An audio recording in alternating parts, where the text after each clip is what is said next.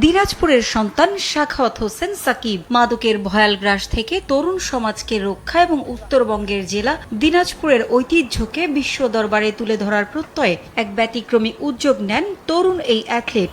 ঢাকা থেকে দিনাজপুর পর্যন্ত দীর্ঘ পথ দৌড়ে অতিক্রম করার এই দুঃসাহসিক অভিযানে ইতিমধ্যেই অভাবনীয় এক নজির গড়েছেন তিনি।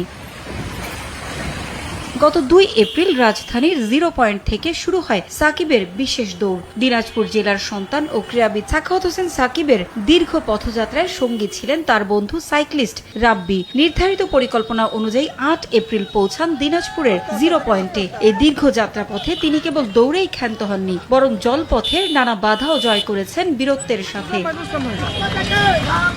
অভিযানের তৃতীয় দিন 4 এপ্রিল অনন্য কৃতিত্ব অর্জন করেন সাকিব। এদিন সকাল 9:15 তিনি যমুনা নদীতে সাঁতার শুরু করেন। উত্তাল ঢেউয়ের সাথে প্রায় 3 ঘন্টার লড়াই চালিয়ে দুপুর 12:07 সফলভাবে নদী পাড়ি দেন। দিনাজপুরের 0 পয়েন্টে পৌঁছালে পরিবার, স্বজন ও জেলা প্রশাসনের পক্ষ থেকে তাকে ফুল দিয়ে বরণ করে নেওয়া হয়। আমার ছেলেকে সবাই দোয়া করবেন যাতে এর থেকে অনেক বড় হতে পারে আর কি।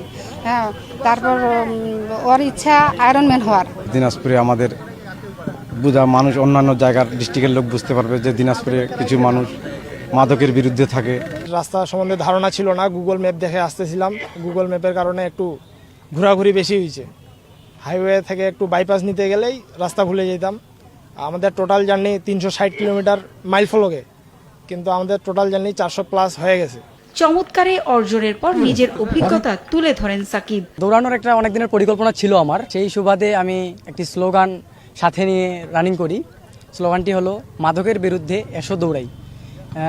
এটি এটা আমার স্লোগানটার একটাই কারণ, আমাদের দেশে এখন মাদকাসক্তর হার বাড়ে যাচ্ছে, যে কারণে সকলকে সতর্ক রাখার জন্য এবং থাকার জন্য এই আহ্বান করা। সাকিবের এই যাত্রাকে তরুণদের জন্য একটি মাইল ফলক হিসেবে অভিহিত করেছে জেলা প্রশাসন ও আয়োজকরা। 0 পয়েন্ট থেকে দিনাজপুর 0 পয়েন্ট পর্যন্ত এই দীর্ঘ পথ, এবং তার সাথে সাইকেলের সহযোগিতা করেছে রাব্বি।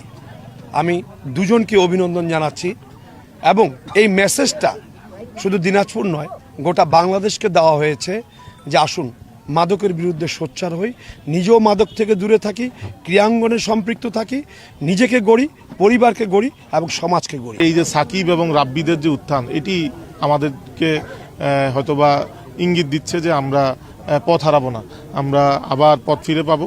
আমাদের যুব সমাজ যদি এই ধরনের যারা ত্যাগী আছে, যারা নিজের মনোবল এবং নিজের ইচ্ছাশক্তি বলে বলিয়ান হয়ে পৃথিবীর শক্ত যেই হার্ডলগুলো আছে সেগুলো অতিক্রম করতে পারে, এই শিক্ষা থেকে যদি আমাদের তরুণ প্রজন্মরাও তারা যদি উৎসাহিত হয়। সাখাওয়াত হোসেন সাকিব দিনাজপুর শহরের রামনগর এলাকার বাসিন্দা।